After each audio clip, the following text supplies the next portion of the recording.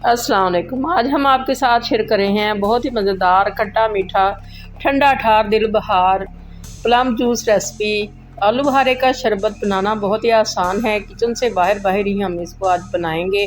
Kitchen में जाने की आजकल बहुत ज़्यादा तंगी हो रही है क्योंकि गर्मी इतनी ज़्यादा है तो पसीने बहुत आते हैं। इसलिए इस तरह के शरबत बना बना के पिए तो बहुत ही ज़्यादा ताज़गी मिलती है, फ्रेशनेस मिलती है। और फ्रेश फ्रूट जो आए होते हैं उस तरह से कोई भी नहीं खाता, तो इस तरह से इसका शरबत बनाएं। बड़ा ही आसान, और आग के पास भी नहीं जाना पड़ेगा, चूल्हा भी नहीं जलाना पड़ेगा। तो इस तरह से हमने ये सारे ही प्लम धो लिए हैं। आलू बुखारों को अच्छी तरह से धो लिया है। सख्त आलू बुखारे आजकल काफ़ी आए हुए हैं, इनको खाया भी जाना बहुत मुश्किल है, तो कोई खाता भी नहीं।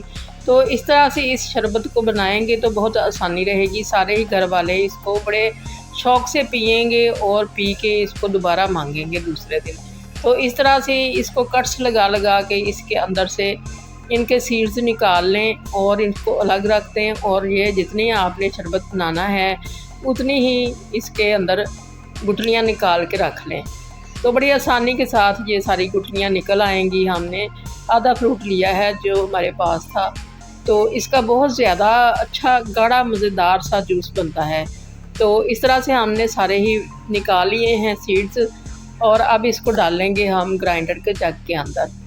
तो ग्राइंडर में हमने डाल लिए हैं, हाफ़ डाले हैं ताकि ये अच्छी तरह से ग्राइंड हो सके। पानी ज़रूरत के हिसाब से डाल लिया है और चीनी डाल ली है। अगर आप परहेज़ करते हैं तो फिर इसमें स्टेविया डाल लें या फिर कोई भी स्वीटनर डाल लें। नमक डाल दिया है, जायके के मुताबिक डाल लें आप भी, जैसे स्कंजबीन में डालते हैं। तो ये बड़ा ही मज़ेदार खट्टा मीठा नमकीन सा शरबत रेडी हो जाता है। इसको 2 से 3 मिनट के लिए चला लिया था और अब छलनी रख ली है, और छलनी के ऊपर इसको डालेंगे ताकि इसमें जो फालतू चीज़ें हैं सारी इसकी स्किन है और स्किन इसकी निकल आए और जो बड़े बड़े पार्टिकल्स हैं वो ऊपर रह जाएं।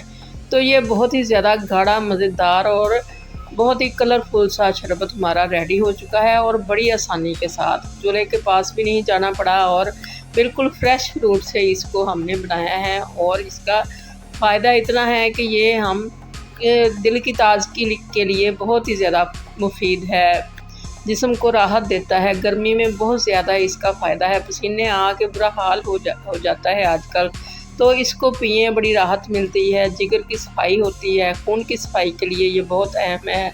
और जिनको गर्मी दाने बहुत निकलते हैं वो रोज़ाना इसका जूस पिएं, तो ये बड़ा ही मज़ेदार लगता है। और जिनको गर्मी से हीट स्ट्रोक होता है उनके लिए भी ये बहुत ज़्यादा मज़ेदार और नहायत ही मुफीद है। तो इस तरह से बना के मरीज़ों को भी पिलाएं, और घर के बच्चों को भी और बड़ों को भी, सबको ये बहुत पसंद आएगा और वो रोज़ ही मांगेंगे। तो इस तरह से अल्लाह करे आपको ये रेसिपी बहुत ज़्यादा पसंद आए। बहुत ही कलरफुल सी और बहुत ही मज़ेदार सी ये रेसिपी आपकी भी बहुत अच्छी बने। दुआओं में याद रखिएगा। अल्लाह हाफ़िज़।